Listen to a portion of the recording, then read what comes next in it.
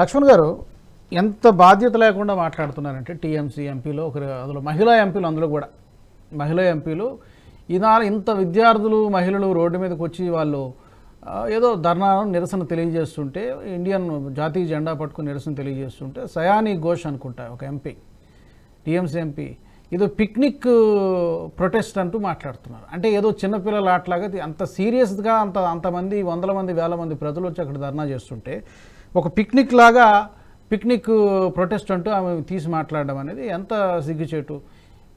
గతంలో ఎంతమంది ఒక 10 మంది ఎంపీలు ఉన్నారు మహిళా ఎంపీలు, ఎవరు అసలు మాట్లాడరు, ఎవరైనా ఒకరిద్దరు మాట్లాడితే ఈ విధంగా అవహేళన చేస్తూ మాట్లాడడం. తర్వాత ఇప్పుడు ఇది చాలామంది కొంతమంది చెప్తున్నారు ఇది సామాజిక సమస్య, దీన్ని మనం పొలిటికల్ కోణంలో చూడాల్సిన అవసరం లేదు. నిజంగా ఇది సామాజిక సమస్యనా బెంగాల్లో? ఎందుకంటే గతంలో మల్లికార్జున ఖర్గే గారు మాట్లాడతారు, ఆయన ఏమంటారంటే బెంగాల్ కల్చర్ అంతా ఇలాంటివి జరుగుతూ ఉంటాయి, చిన్న చిన్న ఇన్సిడెంట్లు అంటూ. సందేశ్కాలి ఘటన జరిగినప్పుడు ఆయన ఎక్కడో రెస్పాండ్ అయ్యారు, చిన్న ఇన్సిడెంట్ లాగా కనబడింది ఆయన. లక్ష్మణ్ గారు, ఇప్పుడు వాళ్ళు ఎంతసేపు ఉన్నా కూడా ఈ కూటమిలో అంటే ఇండియా కూటమిలో ఉన్న పార్టీలు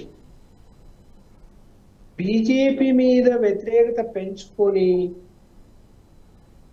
అది మనం సమర్థించడం తప్పు అని తెలిసినా కూడా సమర్థిస్తున్నారు, ఒకరికొకరు సమర్థిస్తున్నారు. వాళ్ళకి తెలుసు వాళ్ళ ఆత్మలకి తప్పు అని. కానీ ఇది లేదు, ఎందుకంటే మరి మనం ఎన్నో చేశాము, ఎన్నో క్రియేట్ చేశాము, ఏదో ఒక ఇష్యూ చేసి బీజేపీని ఓడగొట్టాలనే ప్రయత్నాలు చేస్తే చివరికి మళ్ళీ మూడోసారి కూడా అధికారంలోకి వచ్చింది, ఇంకేం చేయగలుగుతాము?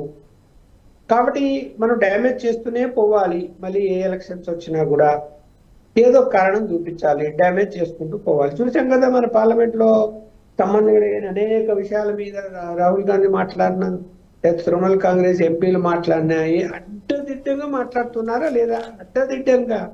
అరే నేను ఒక పార్లమెంటు సభ్యుడిని, నాకు బాధ్యత ఉంది అనేది లేకుండా ఇష్టం వచ్చినట్టు మాట్లాడింది మనం చూసాం కదా. వాళ్ళు ఒక లైన్ తీసుకున్నారు అంతే. కానీ ప్రజలు ఇవాళ అర్థము చేసుకోలేనంత పరిస్థితుల్లో లేరు. సోషల్ మీడియా వచ్చిన తర్వాత ప్రతి వర్కర్ చేతులు మొబైల్ ఫోన్ ఉన్న తర్వాత ఖాళీ స్థలాలు సమయం వచ్చినప్పుడు అందరూ న్యూస్ చూస్తున్నారు, ఎవరు ఎలాంటి వారు ఏమట్లు. మనం ఎన్ని చెప్పినా బెంగాల్లో ఏం జరుగుతున్నదో, ఎంత అరాచకాలు జరుగుతున్నాయో బెంగాల్ ప్రజలకు తెలియదా? కళ్ళెదుట చూశారు కదా. ఇప్పుడు జగన్మోహన్ రెడ్డి నేను బట్టలు నొక్కే ఇంటికి లక్షల సహాయం చేశాను, మొత్తం నాకే ఓట్లేస్తారు, నేను 175 అన్నాడు. 11 సీట్లకు ఎంత పరిమితమైంటే జవాబు చెప్పారు కదా ప్రజలు. అట్లా జవాబు చెప్తారు. అంత అక్కడ జనం అంతా బయటకు వచ్చేసి మీ వాళ్ళు అరాచకాలు చేస్తున్నారు, మమ్మల్ని దోచుకుంటున్నారు, మా ఆస్తులు కాజేస్తున్నారు, మా భూములు కొట్టేస్తున్నారు, మమ్మల్ని బెదిరిస్తున్నారు అని చెప్పి చెప్పరు కదా, చెప్పలేరు కదా. చెప్తే ఊరుకుంటారా? మళ్ళీ గొడవలు చేస్తారు, మళ్ళీ కొడతారు, మళ్ళీ అనేక సమస్యలు వస్తాయి. పోలీస్ సహకారం లేదు అక్కడ. పోలీసులు న్యూట్రల్ గా అంటే విషయాలు బయటకు వస్తాయి. పోలీసులు వన్ సైడ్ వెళ్తున్నారంటే విషయాలు బయటికి రావు. ఎందుకంటే ఎవరు సంబంధించి వాళ్ళకి ఎవరు సపోర్ట్ చేస్తారు? బీజేపీకి సంబంధించిన వాళ్ళు కూడా మాకు భయం వేస్తున్నది. నేను చూశాను చాలా సోషల్ మీడియాలో వీడియోలు అక్కడ పశ్చిమ బెంగాల్లో. అవునవును, మాకు కూడా భయం వేస్తున్నది, వాళ్ళ గురించి మేము ఏదైనా మాట్లాడాలంటే కూడా మా ఇంటికి వచ్చి కొడుతున్నారని చెప్పారు. అవును, ఎన్నికల తర్వాత కూడా జరిగిందంట. చాలా మంది బీజేపీ కార్యకర్తల మీద, బీజేపీకి ఓట్లేశారని తెలిసిన వాళ్ళ మీద కూడా అటాక్స్ జరిగాయి. మనకి మీడియాలో చేశారు కదా, కొట్టారు కదా. ఎవరైనా ప్రెస్ మీట్ పెట్టి సోషల్ మీడియాలో మాట్లాడితే వాళ్ళ ఇంటికి వెళ్ళి కొడతారు కదా. ఇప్పుడు నేను అదే చెప్తున్నాను, సిపిఎం కల్చర్ గతంలో ఏముందో అది పుచ్చుకుంది ఈమె. దానికి మించిన అరాచకాలు చేస్తున్నది, దానికి మించి కార్యకర్తలు తయారు చేసింది ఆ విధంగా అరాచకాలు చేయడానికి, భయపెట్టేసింది. దానికి సమాధానం వస్తుంది. ఎప్పుడు వస్తుంది? జనము ఒకసారి చూస్తారు, 2 సార్లు చూస్తారు, 3వ సారి ఏం చేస్తారు? నీకే ఓటేస్తున్నా అంటారు. లోపల పోయి ఎవరి బటన్ నొక్కాలో వాళ్ళకి నొక్కేస్తారు. అదే జరుగుతుంది ఫైనల్. ఆ విజ్ఞత బెంగాల్ ప్రజలు చూపించాలి. అనేక సందర్భాల్లో చూసాం. ఖచ్చితంగా గుణపాఠం చెప్తారా? మీకు చెప్పకుండా ఉంటారు. ఒకవేళ ఇవాళ బీజేపీ ప్రభుత్వం చర్యలు తీసుకుంటే మనకేమన్నా పార్టీకి డ్యామేజ్ అవుతుందేమో అని ఆలోచించి వెనకడుగు వేసినా కూడా రేపు ఎన్నికలు వస్తే మాత్రము ప్రజలు ఖచ్చితంగా ఈసారి ఆమెకు గుణపాఠం చెప్తారు అని నేను భావిస్తున్నాను. ఖచ్చితంగా గుణపాఠం చెప్తారని భావిస్తున్నాను. చెప్పాల్సిందే. ఎందుకంటే ప్రజలు అన్నిటికన్నా పెద్ద కోర్టు ఏంటంటే ప్రజల కోర్టే, ప్రజా కోర్టే. అంటే చివరిగా అమర్నాథ్ గారు, it's time to wind up. ఒకసారి వైండ్ అప్ చేసే ముందు, గతంలో దేశంలో చాలా ఈ రేప్ కేసులు జరుగుతూ ఉంటాయి, అక్కడక్కడ జరుగుతూ ఉంటాయి. కానీ వెస్ట్ బెంగాల్లో జరిగినటువంటి ఘటన, ఆవిడ అన్న తర్వాత మీరు వారం రోజుల్లో తేల్చకపోతే సిబిఐకి అప్పగించేస్తాడు అన్న వెంటనే హైకోర్టే సిఫార్సు చేసింది, ఈ మాటలతో సంబంధం లేకుండా. హైకోర్టు సిఫార్సు చేయడము, వెంటనే టేకప్ చేయడము, సుప్రీంకోర్టు కూడా సుమోటోగా తీసుకోవడము. పర్టికులర్గా అంటే ఇన్ని ఘటనలు దేశంలో ఎక్కడెక్కడో ఏవో జరుగుతున్నా కూడా వాటి దేటి మీద లేనంత ఫోకస్ పర్టికులర్గా వెస్ట్ బెంగాల్లో ఈ కేసు మీద ఎందుకు పడింది? ఇప్పుడు అంటే సమాజానికి కూడా ఒక టాలరెన్స్ లెవెల్ ఉంటుంది. సో సమాజం యాజ్ సచ్, సమాజంలో జ్యుడిషియరీ వస్తుంది, అలాంటి సామాన్యులు వస్తారు, పొలిటికల్ పార్టీస్ అన్నీ వస్తాయి కదా. సమాజానికి ఎప్పుడైతే ఒక టాలరెన్స్ లెవెల్, థ్రెషోల్డ్ లెవెల్ అంటాం, ఆ థ్రెషోల్డ్ ఎప్పుడైతే దాటుతుందో that triggers the whole and ఒక యాంగ్జైటీ తయారైపోతుంది సమాజంలో. ఇప్పుడు మీరు ఢిల్లీలో జరిగిన నిర్భయ ఏదైతే ఉందో కేసు, ఆ నిర్భయ కూడా అటువంటి థ్రెషోల్డ్ దాటింది. అంటే ఒక హ్యూమన్ బీయింగ్ యొక్క అంటే ఆలోచనకు, మన యొక్క మెంటల్ స్టెబిలిటీకి అందనంత అరాచకం ఎప్పుడైతే జరుగుతుందో, సో ఒక మనిషి తట్టుకోలేడు. అప్పుడు ఒక సమాజం యాజ్ సచ్ ఎంటైర్ సమాజము రియాక్ట్ అవుతుంది, అరే చిచి ఇట్లాంటివి చేస్తున్నారా వీళ్ళు అని. అదే దానిలోంచి వచ్చినాయి అనేక విప్లవ ఉద్యమాలు, రైట్? ఇప్పుడు నక్సలిజం వచ్చినా లేకుంటే ఇంకొకటి వచ్చినా సరే, తర్వాత అది మిస్యూజ్ అయింది అనుకోండి, అది వేరే విషయం. బట్ ఉద్యమం వచ్చినప్పుడు ఇది కూడా అటువంటి ప్రొటెస్టే. ఈరోజు వెస్ట్ బెంగాల్లో ఈరోజు ఏదైతే ఒక దారుణమైన సంఘటన జరిగిందో ఒక మహిళ పైన, అది అక్కడ ఉన్న మహిళా ముఖ్యమంత్రి యొక్క డౌన్ ఫాల్ కు స్టార్టింగ్ పాయింట్ అని నేను అనుకుంటున్నాను. ఎందుకంటే ఈ రోజు మీరు ఏదైనా రాంగ్ వేలో హ్యాండిల్ చేయొచ్చు, పర్లేదు, కానీ సమాజం మనం అంటే భారతదేశంలో మనం ధర్మం మీద నిలబడే సమాజం కాబట్టి, మన ధర్మంలో మహిళలను గౌరవించడము, మహిళలకు అన్యాయం జరిగితే అరే అట్లా జరిగిందా అని ఎక్కడనో వెస్ట్ బెంగాల్లో జరిగితే, ఎక్కడనో కేరళలో, లేకుంటే ఎక్కడనో వెస్ట్ బెంగాల్లో జరిగితే, ఎక్కడనో తెలంగాణలో, హైదరాబాద్లో ఉన్న మహిళలు కూడా కళ్ళకు నీళ్లు పెట్టుకునే పరిస్థితి కనబడుతున్నది. సో వాళ్ళకి తెలియదు ఎవరికి జరిగింది ఏదని తెలియకుండా కూడా అరే ఇంత అరాచకం జరుగుతున్నదా అని బాధపడే మనస్తత్వం ఉన్న, ధర్మం పై ఆధారం ఉన్న సమాజం మనది. సో అందు గురించి ఈరోజు వెస్ట్ బెంగాల్లో జరిగింది ఏదైతే ఉందో, నాకు అర్థమైనంత వరకు ఖచ్చితంగా it is a starting point of downfall of Mamata Banerjee అండి. She picked out. ఇక్కడ నుంచి ఇంకా ఆమె జారుడు మెట్ల పైన జారడం స్టార్ట్ అయిపోయింది. అది 0 మెట్టు వరకు వెళ్ళేంత వరకు ఆమెను ఆపరు. అయితే ఇక్కడ మమతా బెనర్జీ అనేది ఒక యాంగిల్ మాత్రమే. మనము ప్రధానంగా చూడాల్సింది ఏంటంటే రాహుల్ గాంధీ. ఈ రోజు లీడర్ ఆఫ్ ఆపోజిషన్ లో ఆ పొజిషన్ లో ఉన్న రాహుల్ గాంధీ గారు, అసలు వారు దీని నుంచి వాట్ ఈస్ ఈ ఇన్ఫరింగ్, అసలు సమాజానికి ఆయన ఏం చెప్తున్నాడు?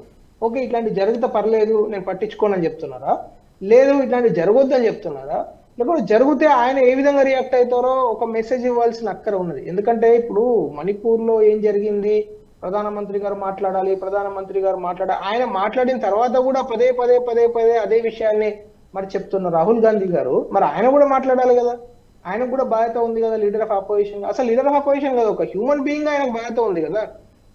సో ఆయన లీడర్ ఆఫ్ అపోజిషన్ కానవసరం లేదండి, ఎవరైనా సామాన్య ప్రజలు రెస్పాండ్ అవుతున్నప్పుడు ఎవరైనా రెస్పాండ్ అవ్వచ్చు, ఎవరైనా మాట్లాడవచ్చు దాంట్లో. అది మరి వాళ్ళకి ఎందుకు ఇది కంటికి కనబడవో వారి దేవుడికి తెలియాలి. అంటే వాళ్ళకు కన్వీనియంట్ ఐసైట్ వచ్చేస్తుంది. వాళ్ళకి ఎక్కడైతే వాళ్ళు చూడాలనుకుంటున్నారో అక్కడ మాత్రమే కనబడుతుంది, ఎక్కడైతే చూడొద్దు అనుకుంటున్నారో వాళ్ళకి అది కనబడదు. వాళ్ళ కార్యకర్తలకు కూడా అట్లానే ఉంటుంది. ఇప్పుడు రేవంత్ రెడ్డి గారు ఎక్కడనో మణిపూర్ లో జరిగిన దాని మీద, లేకుంటే ఎక్కడనో ఈడీ కాంగ్రెస్ పార్టీ కార్యకర్తల మీద చేస్తున్నారనే నెపంతో ఇక్కడ ఉద్యమాలు చేసే పెద్ద మనిషి మరి రేవంత్ రెడ్డి గారు, లేకుంటే ఇక్కడ ఉన్న కాంగ్రెస్ మిత్రులందరికీ మరి వాళ్ళకి ఇంత పెద్ద ప్రొటెస్ట్ జరుగుతున్నది అక్కడ కనబడతలేదా? అక్కడ జరిగింది ఏదన్నా భారతీయ జనతా పార్టీ కార్యకర్త మీద జరిగిందా దారుణం? ఒక మహిళా ట్రైనీ డాక్టర్ మీద. అంటే ఇక్కడ డాక్టర్లు లేరా? ఇక్కడ జూనియర్ డాక్టర్లు అందరూ ప్రొటెస్ట్ చేస్తే ఇక్కడ కనీసం ఒక కాంగ్రెస్ పర్సన్ కూడా వెళ్ళలేదండి. ఒక కాంగ్రెస్ ఒక్క ప్రెస్ మీట్ లో కూడా ఇప్పటి వరకు రేవంత్ రెడ్డి గారు కావచ్చు ఎవరు కూడా ఈ విషయం గురించి మాట్లాడలేదు. అంటే ఇక్కడ ఒక రేప్ జరిగితే వాళ్ళకు అది పొలిటికల్లీ ఇన్కన్వీనియంట్. అదే ఒక Bharatiya Janata party ruling state లో జరుగుంటే ఈ రోజు బీబీసీ దగ్గర నుంచి రేవంత్ రెడ్డి దగ్గర నుంచి రాహుల్ గాంధీ దగ్గర నుంచి కేంబ్రిడ్జ్ యూనివర్సిటీ దగ్గర నుంచి మొత్తం ప్రపంచం అసలు ఎంటైర్ ఈకో సిస్టమ్ ఇట్లా గర్ అని మన చెవులలోంచి జోరీగా వేసినట్టు వేస్తుండే. ఎందుకు జరుగుతలేదు మరి అది? ఎందుకు ఈ రోజు అది ఒక అంటే west Bengal and that to India alliance partner అయిన టీఎంసీ రూలింగ్ స్టేట్ కాబట్టి దాని గురించి ఎవరు పట్టించుకుంటలేరు. మాట్లాడేది మన సబ్జెక్ట్ కాదు, మనం మాట్లాడకూడదు, మన సబ్జెక్ట్ కాదు. ఎందుకంటే ఈ రోజు నేను నేషనలిస్ట్ హబ్ లాంటి ఛానళ్ళని అప్రిషియేట్ చేస్తున్నాను. ఎందుకంటే మీరు అట్లీస్ట్ తెలుగు ప్రేక్షకుల కోసం ఇట్లాంటివి పెట్టడం ద్వారా కనీసం ఒక మనం మాట్లాడుకునే ఆపర్చునిటీ ఉంది. లేకుంటే ఇదివరకు ఇవాళ ఏందండి అత్యంత ఇంపార్టెంట్ టాపిక్ ఏంది? కవిత ఎప్పుడు జైల్లోంచి బయటకు వస్తున్నది, కవిత ఏ చీర కట్టుకొని బయటకు వస్తుంది, లేకుంటే కవితకు అన్ని సామాన్లు వాళ్ళు వాపస్ ఇస్తారా, లేకుంటే ఏమన్నా అక్కడిని తిహార్ జైల్లో పెడతారా? ఇది ప్రధానమైన టాపిక్ ఈ రోజు. కానీ అత్యంత దారుణమైన విషయం ఇవాళ లక్షల మంది స్టూడెంట్స్ యొక్క మనోభావాలు, అక్కడ వేల మంది స్టూడెంట్స్ మీద టియర్ గ్యాస్, దెబ్బలు, తలకాయలు, అమ్మాయిలను తలకాయలు వలకూడదు. దాని గురించి మనం మాట్లాడే పరిస్థితి లేనందుకు నేను బాధపడుతున్నా. సో ఇది జరగాలి. ఇలాంటి డిస్కోర్సెస్, ఇట్లాంటి డిస్కషన్స్ పదే జరుగుతే గానీ సమాజం మీద మనకు అవగాహన రాదు. లేకుంటే ఏం జరుగుతుంది, మనం అదే చెప్తున్నాను కదా, రాహుల్ గాంధీ లాగా మనం ఓన్లీ ఇన్కన్వీనియంట్ ట్రూత్ అంటాం చూడండి. సో అట్లా మనం ఏదైతే మనకు నచ్చని నిజం ఏదైనా ఉంటే మనం చూడడం మానేస్తాం, దాన్ని అటువైపు వెళ్ళాం. That is called escapism. అట్లనే రాహుల్ గాంధీ చేస్తున్నాడు, మనం కూడా చేయాల్సి వస్తుంది కొన్నిసార్లు. సో అందు గురించే నేను just to conclude my point, ఈ రోజు భారతీయ జనతా పార్టీ కేంద్ర ప్రభుత్వము వెంటనే దీని మీద రెస్పాండ్ అయ్యి వెంటనే అక్కడ కావాల్సిన చర్యలు తీసుకోవాలని నేను కూడా కోరుకుంటున్నాను. At the same time Rahul Gandhi ఆయన వైపు నుంచి ఆయన కెపాసిటీలో ఆయన కాంగ్రెస్ పార్టీ కూడా they should pressurize CBI, they should pressure central government to take immediate action, whether it is the TMC government or somebody else's government. ఒక దిక్కు అన్యాయం జరిగిందంటే అది అన్యాయమే. Alright, thank you so much Amarnath గారు, ప్రసాద్ గారు, లక్ష్మణ్ గారు, చర్చలో పాల్గొన్నందుకు ధన్యవాదాలు. అన్యాయం ఎక్కడ జరిగినా తప్పనిసరిగా, లేదా అణిచివేత ఎక్కడ జరిగినా, ఏ రాష్ట్రంలో జరిగినా అది కొంత స్థాయి వరకే ప్రజలు భరిస్తారు. తారాస్థాయికి చేరుకున్నప్పుడు ఖచ్చితంగా తిరుగుబాటు మొదలవుతుంది. బహుశా అలాంటి తిరుగుబాటు ఇప్పుడు వెస్ట్ బెంగాల్లో కనిపిస్తుందేమో. అక్కడ ప్రజలు విసిగెత్తిపోయారు ఈ దీదీ పరిపాలనతో అనేటువంటి అభిప్రాయాలు వ్యక్తమవుతున్నాయి.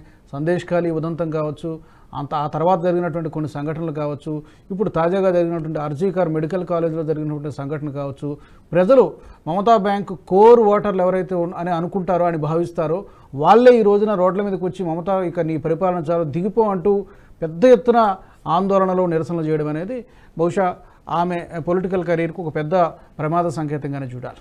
ఇది వాళ్ళ prime time debate. Keep watching NHTV.